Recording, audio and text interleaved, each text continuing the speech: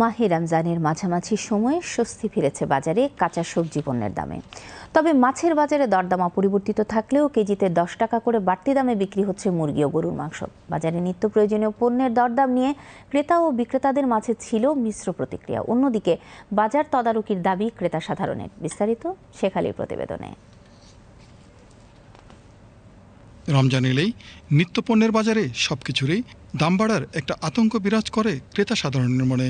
তবে এবার রমজানের মাঝামাঝিতে এসে বাজারে নিত্য প্রয়োজনীয় খাদ্যপণ্যের সরবরাহ এবং দরদামে কিছুটা স্বস্তির ভাব ভোক্তা সাধারণের চোখে মুখে। একই রকম আছে, একটু কম আছে। শুক্রবার সকালে রাজধানীর কারণ বাজার সহ বিভিন্ন বাজার ঘুরে দেখা গেছে বাজারে আলু, পটল, বেগুন, টমেটো ও শশাসহ অন্যান্য সবজি পণ্যের দামে কিছুটা হেরফের থাকলেও বেচাকেনায় ক্রেতা বিক্রেতার নাগালের মধ্যেই ছিল সবকিছু। শুরুতে যেরকম ছিল সেরকম নাই এখন আর। প্রথম রোজায় পেঁয়াজ 60 টাকা কিনেছি, আজকে দেখা যায় 40 টাকা।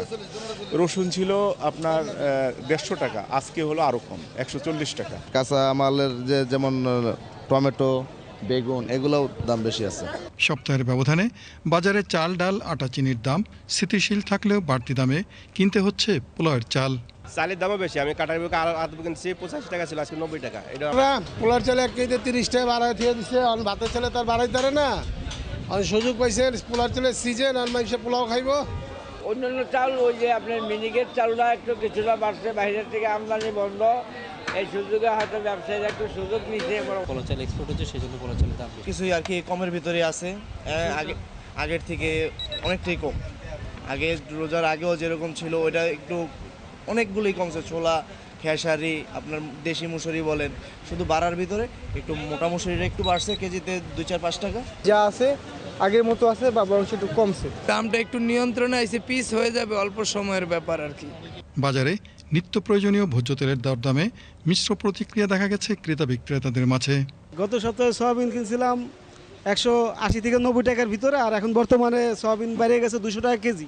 তেলের বাজার তো মনে করেন আমরা তেলই পাইতেছি না।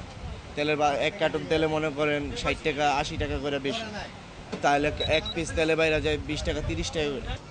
নতুন করে কোনো তৈলের দাম বাড়াই নাই। আগে যেই গায়ের রেট আছে গায়ের রেটের থেকে আমরা কমে বিক্রি করতেছি। এদিকে ছুটির দিনে ক্রেতা সাধারণের লক্ষণীয় ভিড় দেখা গেছে মাছ ও মাংসের বাজারে। ছোট ছোট মাছগুলোরও দাম হয়েছে 600 থেকে 800 টাকার মধ্যে, 800 টাকার মধ্যে। আর রুই মাছগুলো হয়েছে প্রায় 350 টাকা থেকে 500 টাকার মধ্যে। আগে 760, 50, আজ 80 টাকা যাচ্ছে।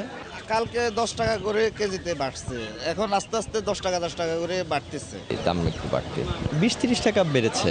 Sheikh Ali, BTV news.